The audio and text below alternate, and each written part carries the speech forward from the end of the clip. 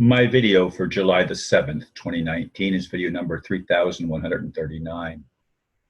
The title is The Gods Have Been Messing with Our Minds. I'm giving a talk this morning about the book of Job in the Bible. Of course, I had read this along with the other 65 books in the King James Version of the Bible many times in my younger years. But I missed many things that seem so obvious to me now. Why would a loving God make a deal with the so-called devil? Yes, according to what is written, it was God who summoned the devil and asked, "Have you considered my servant Job, that there is none like him in all the earth? He does good and turns from evil. But you've put a hedge around him. Let me at him, and he will curse you." So the loving God allowed the devil to kill all of Job's children and grandchildren. They were all destroyed. Then the devil caused boils to appear head to foot on Job's flesh. Very painful. I had a large boil once. They hurt. In all of this, Job did not curse God. He said, "Naked I came from my mother's womb, and naked shall I return. The Lord gave, and the Lord has taken away. Blessed be the name of the Lord." In all of this, Job did nothing wrong. Who's the villain in this story? The only way that I can grasp that I missed this story and its meaning that I see now so obviously is because I was brainwashed, and the whole world has been brainwashed. We've all been manipulated to perceive things in a certain way, and to break out of that perception trap requires us to be willing to have our preconceived ideas challenged. And as the paradox man, I have taken on a role of challenging our beliefs, because it is our beliefs that have entrapped us. Here is God and the devil, a polarity. And remember, God said, "Let us," plural, "make man in our," plural, "image." That's again, King James Version of the Bible. The one that I read again and again and again when I was a young man. And I missed so much. I don't know how I missed it. My parents even had a 10 volume set of the Bible and pictures, and it had I remember the picture of David holding the head of Goliath up on a sword. Horrible picture. And I was shown that when I was just a little kid. That was supposed to be the triumph of someone who loved God over giants that were in the land. And the book of Job is a horrifying story.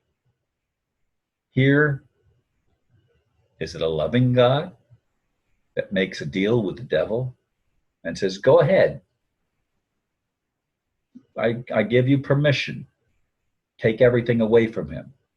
And all of his 10 children with grandchildren were destroyed, killed. And still, Job did not curse God. And then, skin for skin, boils all over his body. Have you ever had a boil or a carbuncle? I have. They hurt. Can you imagine having them all over from head to foot? Can you imagine the pain that would be? He scraped the boils and tried to cleanse himself of them unsuccessfully. And then his friends came and said, "You've sinned, you've sinned, you've sinned." Three friends came, "You've sinned, you've sinned, you've sinned." But Job says, "No, I haven't. I don't get this. I don't understand it." But in all of it, Job did not curse God. He blessed God. Now, was he questioning things? Absolutely. Wouldn't you? In a situation like that? Wouldn't any of us? But Job didn't. Job was so good that in the end, God had to bless him, and he lived 150 more years after that.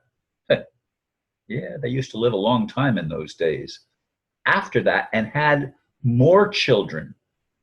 And the latter end of Job was greater than the beginning. God had to give back all that was taken away, except how do you give back the past? How do you give back that which has been lost, that which has died, that which has been taken away? You really can't. You can give a new beginning, if you will, and many of us have experienced new beginnings. Sometimes they are positive and sometimes negative because we live in a polarized world, a planet that seems insane when you step back and you try to take an objective view. But we don't take objective views, we take subjective views. What's in it for me? How does it affect me? And until it affects us, we don't even think outside the box. But in all of this, when Job went through all of that suffering, he still maintained an uprightness. He still maintained integrity. Would you do the same? How would you act? How would you treat circumstances such as Job went through? Now, is the story of Job an allegory? I understand that there's a similar story in the Quran. I also understand that there's an even more ancient story similar to the book of Job. I don't know if it's the Bhagavad Gita or whatever, but in even more ancient writings. We don't know the answer to many of the questions that we have if we have an inquiring mind and an honest heart. And many things have been hidden from us. There have been many deceptions.